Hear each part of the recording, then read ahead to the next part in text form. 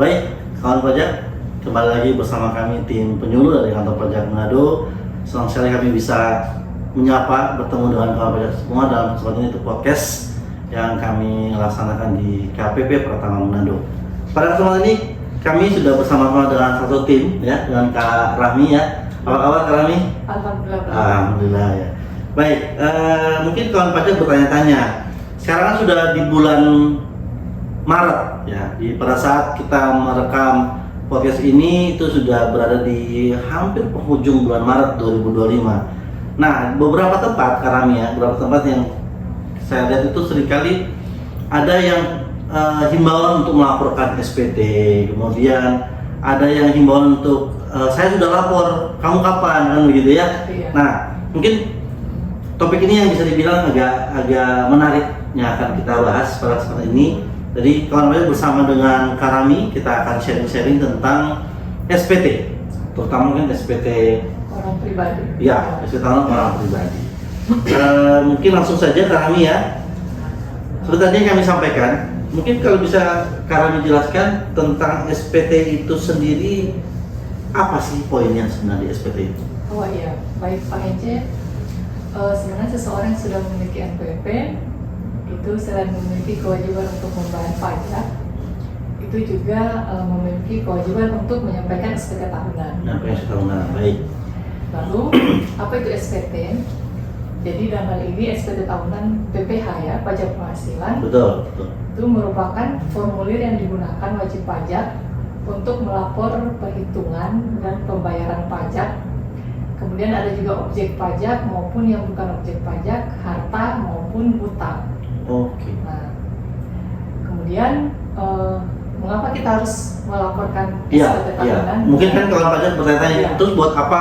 Karena begini Kak Rahmi, mohon maaf, ada yang seringkali kalau baca-baca di medsos ya, kan sudah bayar, apalagi harus lapor. Nah, itu kira-kira bagaimana Kak? Nah, wajib pajak yang sudah memenuhi syarat subjektif dalam hal ini sebagai pribadi, Ya. subjektif, kemudian objektif dalam hal ini adalah penghasilan, itu wajib mendaftarkan diri untuk dapat NPWP. Nah, kemudian dari pendaftaran NPWP tersebut wajib pajak wajib mengisi SPT dengan benar, lengkap, dan jelas serta menandatangani dan melaporkannya. SPT-nya ya? Ya, jadi penghasilan objek pajaknya ini itu harus disampaikan atau dihitung, dilaporkan ke kantor pajak. Oke, jadi bagi wajib pajak atau mungkin kawan pajak yang sudah mempunyai NPWP, karena sudah memenuhi syarat tadi ya, kalau ini ada subjeknya, subjek berarti berbicara mengenai umur mungkin ya? Iya, Atau usia. Kemudian objeknya ada penghasilan. Objeknya adalah penghasilan. Ada penghasilan. Jadi bagi masyarakat mungkin yang sudah memenuhi dua unsur tadi, itu wajib mempunyai NPWP. Iya, kemudian melaporkan SPT-nya tadi. Oke. Tadi ada yang menarik juga kami, berarti SPT ini ialah benar, lengkap dan jelas ya Iya. untuk pengisiannya. Jadi diisi dengan benar kan, Benar, dihitung, iya. kemudian jelas juga perhitungannya dan semua objek pajaknya dilaporkan, kemudian memang sebenarnya ditandatangani kemudian dilaporkan Oleh wajib pajak ya. Iya. Oke. Kalau untuk kita melihat dari sisi tadi kan Kak Rahmi sudah jelaskan tentang kewajiban masyarakat atau seseorang yang sudah mempunyai NPWP itu salah satunya melaporkan SPT-nya. Nah, fungsi SPT ini sendiri sebenarnya apa sih kira-kira? Iya. Untuk fungsi NPWP, untuk fungsi SPT sendiri bagi wajib pajak itu sebagai sarana yang sudah saya sampaikan tadi, Ya, sebagai ya. sarana untuk melaporkan dan mempertanggungjawabkan perhitungan jumlah pajak yang sebenarnya terutang, kemudian dan melaporkannya. Itu meliputi yang pertama pembayaran, kemudian tadi sudah saya sebutkan harta, hutang maupun pemotongan pajak oleh pihak lain. Pihak lain, oke, baik. Kemudian dari segi pemotong atau pemberi kerja atau pemungut, itu sebagai sarana untuk mempertanggungjawabkan pajak yang sudah dipotong atau dipungut oleh si pemberi kerja. Oke. Jadi Secara besar fungsi SPT itu dari sisi wajib pajak Ya, untuk ya. melaporkan penghasilan yang diterima, kemudian dari segi pemotong Oh. untuk mempertanggungjawabkan pajak yang sudah dipotong. Oke, jadi demikian kawan pajak ya, bahwa SPT itu fungsinya ada dua arah gitu ya. Karena jadi dari sisi wajib pajaknya sendiri, kalau mungkin wajib pajaknya sebagai karyawan itu mereka melaporkan sekaligus mempertanggungjawabkan Iya. penghasilan yang didapatkan itu karena ya, kemudian hartanya mungkin Iya. bahkan utang kalau ada, kalau nggak salah. Iya. Selama setahun kemarin kepada negara dan dalam hal ini kepada Direktur Jenderal Pajak. Itu dari sisi wajib pajaknya. Iya. Kalau dari sisi pemberi kerjanya nih yang memberikan penghasilan itu sama, berarti ada fungsinya itu untuk melaporkan apa yang sudah dia potong mungkin gitu Iya, kira-kira ya. sudah dipotong atau dipungut ya. Ya, oke. Nah tadi Kak Rami sempat menjelaskan juga ada yang namanya SPT tahunan PPH atau pajak penghasilan untuk orang pribadi, dan juga ada SPT tahunan PPH badan. Mohon maaf, kalian badan ini maksudnya badan hukum mungkin ya? Iya. Badan hukum, oke. Untuk pembahasan kali ini hanya SPT tahunan orang. Oh, orang pribadi, oke. Karena memang mungkin kawan pajak juga sudah mengetahui bahwa Maret ini merupakan batas akhir untuk pelaporan SPT tahunan PPH khususnya bagi orang pribadi. Nah itu kalau untuk SPT sendiri karena ya untuk OP orang pribadi dan badan tadi itu mungkin bisa ada gambaran mungkin dari Karami kayak semacam SPT tahunan orang pribadi itu kalau tidak salah ada beberapa jenis. Iya. Dan juga ada kode-kodenya atau ya seperti itu bisa dijelaskan mungkin. Ya, jadi untuk formulir SPT wajib pajak orang pribadi itu terbagi jadi tiga jenis formulir. Tiga jenis formulir, Iya. oke, baik. Nah, yang pertama formulir yang 1770, kemudian formulir 1770S dan formulir 1770SS. Nah, Oke, Kak. Itu yang orang pribadi. ya untuk orang pribadi, SPT tahunan orang pribadi. Nah, untuk formulir 710 ini digunakan oleh wajib pajak usaha, Oke. usahawan, usaha pribadi maupun pekerjaan bebas. Kemudian untuk formulir yang S dan SS ini digunakan untuk wajib pajak yang berstatus sebagai karyawan atau bekerja dari satu pemberi kerja atau lebih pemberi kerja. Intinya pegawai yang Iya, memegang ya. pegawai. Nah, ini untuk formulir 1710S dan SS ini dibedakan. Untuk SS digunakan untuk penghasilan bruto yang diterima oleh karyawan sampai tidak lebih dari 60 juta. Penghasilan bruto Ya. yang diterima oleh karyawan sampai dengan 60 juta. Iya. Setahun itu berarti ya? Iya, Oke. iya. Setahun. Sampai dengan 60 juta. Sampai 60 juta. Kemudian untuk yang S ini digunakan karyawan yang memiliki penghasilan bruto di atas 60 juta. Oke. Jadi singkatannya kan untuk 770 SS Iya. sangat sederhana ya. Jadi penghasilan Oh. bruto yang tidak melebihi dari 60 juta.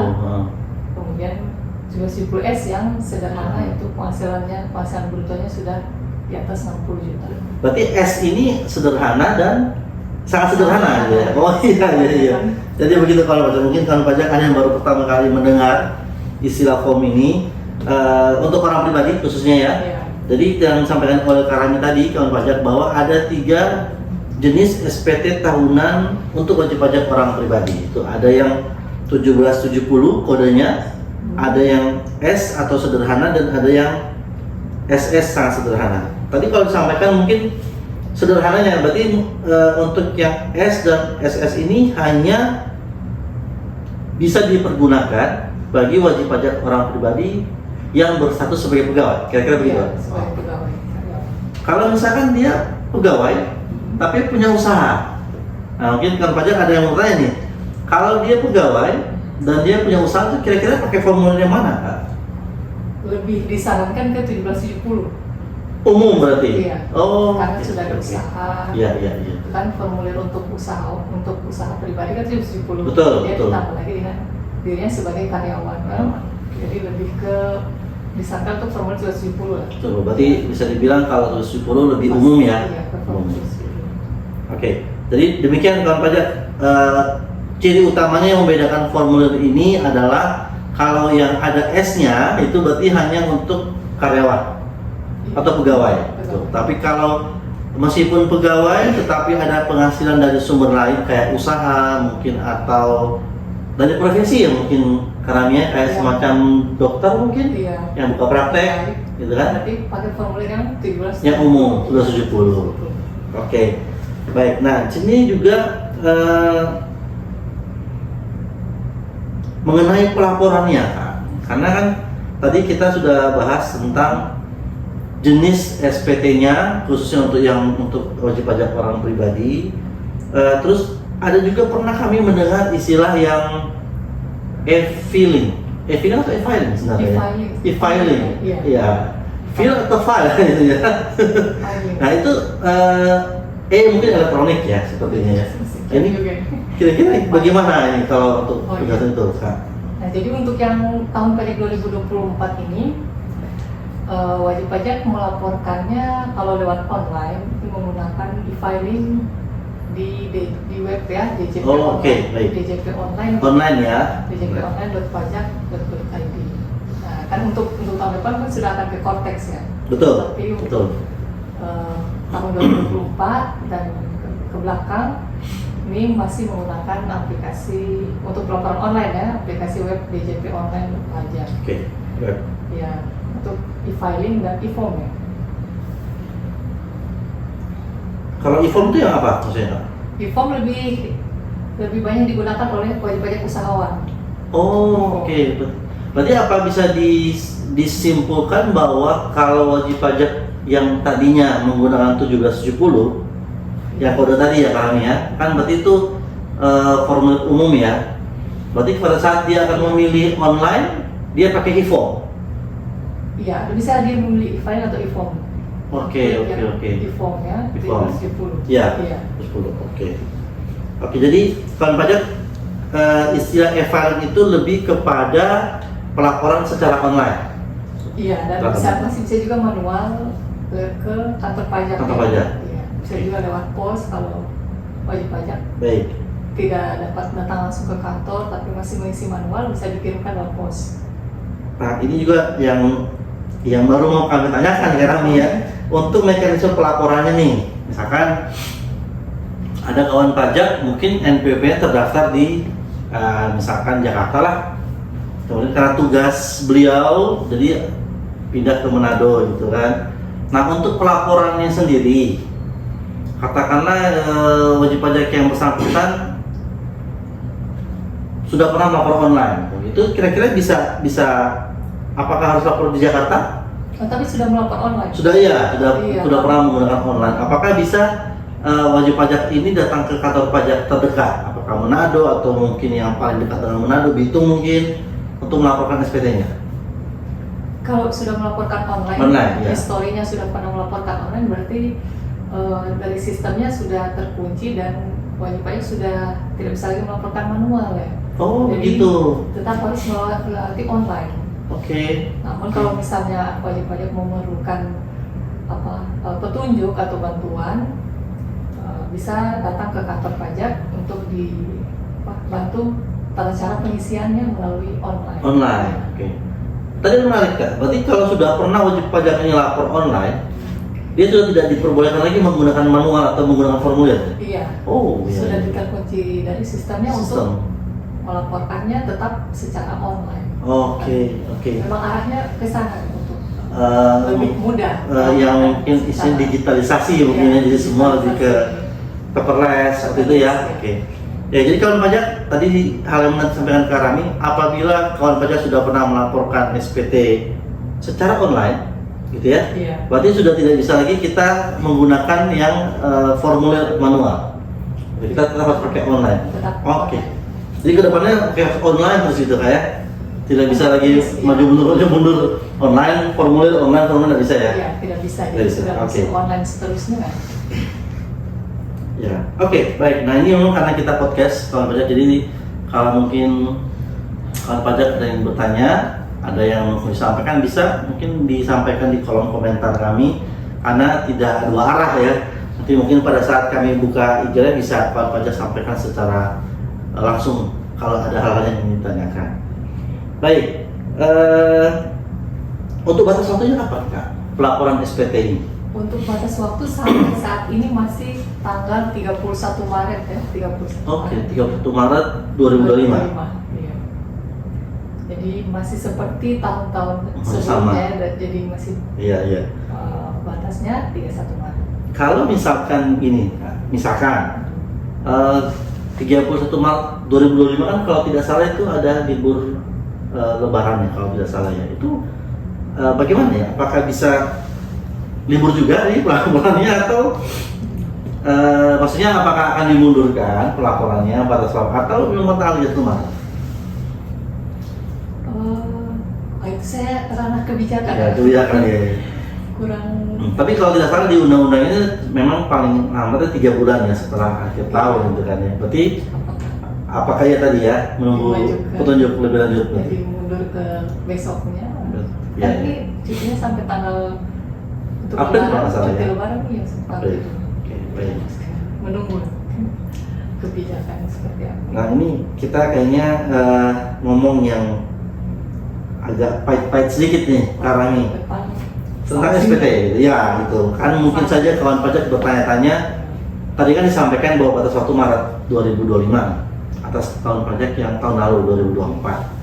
Nah bagaimana misalkan katakanlah ada kawan pajak yang di rumah ya bisa dibilang hilap lah, lupa mungkin melaporkan sehingga terlambat atau bahkan tidak lapor sama sekali. Itu kira-kira apakah ada sanksi dari kantor pajak mungkin? Iya. Jadi wajib pajak kalau misalnya lupa atau tidak melaporkan sama sekali SPT-nya, walaupun sudah lewat tanggal 31 Maret sebenarnya masih bisa melaporkan. Oh tidak di blok ya, maksudnya Iya, tetap bisa melaporkan. bisa melaporkan, namun statusnya memang terlambat. Kalau sudah melewati dari batas waktu yang sudah ditentukan. Ya, yang mana tadi? Iya. Oke. Tapi tetap bisa untuk melaporkan dan diharapkan dihimbau untuk tetap melaporkan SPT-nya. Nah, dari status keterlambatan ini atau misalnya memang wajib pajak tidak melaporkan sama sekali SPT tahunannya, ini ada sanksi yang sesuai dengan aturannya yang seharusnya dikeluarkan oleh Direktorat Jenderal Pajak atau kantor pajak. Iya. Ini untuk satu SPT tahunan yang misalnya tidak dilaporkan atau dilaporkan namun terlambat, biasanya atau sanksinya sebesar 100.000 rupiah. 100.000 ini per tahun atau bagaimana? Per satu kali terlambat ya atau tidak melaporkan SPT tahunan ya. Oke, jadi tidak akumulasi. Misalkan begini, mungkin kawan pajak juga bertanya-tanya, kan batas waktunya Maret ya, Kak Rani ya. Ternyata kawan pajak melaporkan di Juni contohnya. Iya, sudah terlambat. Sudah terlambat. Nah, apakah 100.000 ini sekali kena atau karena Maret batasnya, berarti April, Mei, Juni 3 bulan kali 100.000 itu bagaimana gitu? Tidak ya? Jadi hanya sekali saat terlambat fix 100.000. Oh, baik. Bunga ya bukan? Ya, bukan bunga, tapi administrasi dana administrasi. Sanksi administrasi flat 100.000. Oh ya, sekali kena lah ya. Sekali kena. Terlambat. Iya. Memang mungkin kalau dari sisi nominal, kalau untuk wajib pajak orang pribadi 100.000 ya tadi. Iya, Mungkin bagi kawan pajak yang menyaksikan podcast kami mungkin berpendapat cuma 100.000 begitu ya. Nah, jadi kalau misalkan itu dari sisi yang wajib pajak orang pribadi kan. Kalau untuk yang badan hukum atau perusahaan itu kan juga sama, wajib melaporkan seperti tadi Kak Rani sampaikan di awal, wajib juga melaporkan SPT tahunannya, Iya. PPh-nya. Nah, itu untuk sanksinya sendiri, apakah sama dengan yang wajib pajak orang pribadi 100.000 tadi? Kalau untuk yang badan hukum, Ya, itu yang perusahaan. sanksinya dia 1 juta. 1 juta Wow, per 1 juta. keterlambatan pelaporan. Tapi sama sekali kena? Iya, sekali. Oh, tidak akumulasi ya? Iya, tidak Iya, akumulasi. Jadi iya. sekali kena terlambat 1 SPT, terlambat atau tidak dilaporkan 1 SPT, Iya. untuk badan 1 juta. Wah, jadi lumayan juga kan pajak. Apalagi kalau misalkan perusahaan tersebut ya katakanlah belum beroperasi ya, Iya. tapi kena sudah- denda 1 juta rupiah. sudah dikenakan. Iya.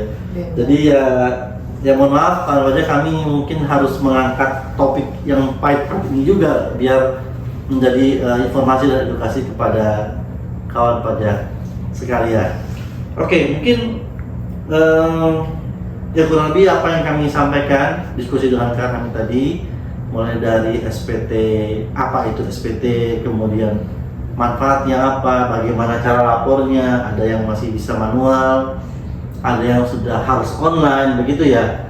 Kalau tidak salah Kak, ada informasi bahwa ada beberapa wajib pajak orang pribadi itu yang harus online. Jadi pelaporan tadi yang e-filing itu ya, jadi dia tidak bisa lagi menggunakan formulir. Iya, karena sudah tadi itu. Bukan, ada beberapa kelompok. Kalau tadi kan sudah clear ya, seperti kalian sampaikan, begitu sudah pakai online, ke depan online terus.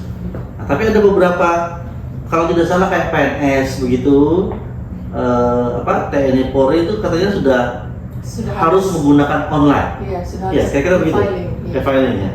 Jadi meskipun katakanlah mungkin lagi musim pengangkatan nih, Misalnya baru terdaftar, betul, baru terdaftar. Baru terdaftar NPWP memang diarahkan sudah ada ketentuannya dari Menpan sendiri kan.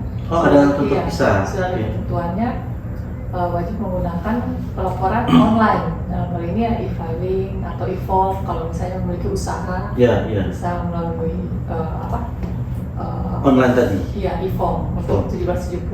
Tapi itu sementara hanya bagi kelompok wajib pajak yang tadi mungkin PNS, ASN, anggota TNI, anggota Polri ya. Iya. Jadi kalau bagi masyarakat yang umum, mungkin yang katakanlah kayak pegawai tapi hanya pegawai swasta, apakah juga diwajibkan harus online? Kalau untuk secara umum Ya. ada dua tadi kanal pelaporannya untuk online maupun manual tadi. Oke. Ya, kalau manual kan bisa di kantor pajak, dilaporkan di kantor pajak atau di di tempat tertentu yang ditentukan oleh kantor pajak. Ya. Bisa juga diisi kemudian dikirim melalui pos. Oh ya, kirim ke pos Iya. ekspedisi ya. Ya. Nah. Oke, mungkin sebelum kita mengakhiri kami ya, apakah ini buat disampaikan kepada kawan pajak sekalian, terutama yang ada di wilayah kantor pajak Manado, itu wilayah kota Manado dan kota Tomohon, atau yang ada di sekitarnya juga, mungkin ada yang disampaikan kepada kawan pajak, apakah untuk himbauan pelaporan SPT tahunannya atau mungkin untuk himbauan ber-NPWP-nya. Ya, Sebelum kita ini akhiri. sudah memasuki bulan Maret, batas akhir Iya. pelaporan SPT tahunan. Jadi mungkin kami menghimbau kan kepada wajib pajak terdaftar yang wajib melaporkan SPT tahunan agar mungkin dapat sesegera mungkin untuk melaporkan SPT tahunannya. Apabila memerlukan bantuan dari kantor pajak Manado juga sudah membuka loket untuk asistensi atau bantuan tata cara pengisian Oke. SPT tahunan khususnya untuk orang pribadi. Satu. Kalau untuk Manado sendiri ada di ya pasti di kantornya kan ya untuk loketnya. Kemudian bisa juga kan di kantor pajak terdekat. Kalau misalnya kawan pajak mungkin kebetulan lagi ada di Jakarta, Iya, seperti tadi disampaikan bisa ke kantor pajak terdekat ya. Tapi dengan catatan harus sudah online. Manual Oke. juga. Ya kalau sekarang manual bisa. Semua bisa. Oke, manual yang kodenya yang SPT S sama SS ya. Iya, S Oh, sama oke. SS. Baik. Oke, kawan pajak, ya mungkin pada kesempatan kali ini demikian topik yang bisa kami bagikan dengan kawan pajak sekalian. Karena memang pada saat kami mengambil atau merecord podcast ini, itu sudah pada musim-musim pelaporan SPT tahunan, orang pribadi khususnya. Jadi kami sekali lagi yang seperti disampaikan oleh kami menghimbau kepada kawan pajak semua untuk sesegera mungkin melakukan pelaporan SPT tahunan PPh orang pribadinya. Karena mengingat ya di tahun ini liburnya kebetulan bertepatan dengan saat terakhir pelaporan. Jadi kalau untuk kantor pajak sendiri kami masih tetap buka sampai dengan tanggal 27 kalau tidak salah. Iya, 27 Maret. Jadi silakan mungkin bagi kawan pajak untuk sesegera mungkin dimanfaatkan. Oke, ada lagi kami yang mau sampaikan? Cukup Pak. Cukup. Oke. Dan demikian kami akhiri podcast kami pada kesempatan kali ini. Terima kasih bagi kawan pajak yang sudah menyaksikan podcast kami dan silakan kami memberikan ruang apabila ada yang ingin disampaikan di komentari, mungkin silakan masukkan ke kolom komentar. Juga bisa kalau dia anggap ini membantu, bisa kawan pajak share dan sampaikan kepada saudara dan lain sebagainya.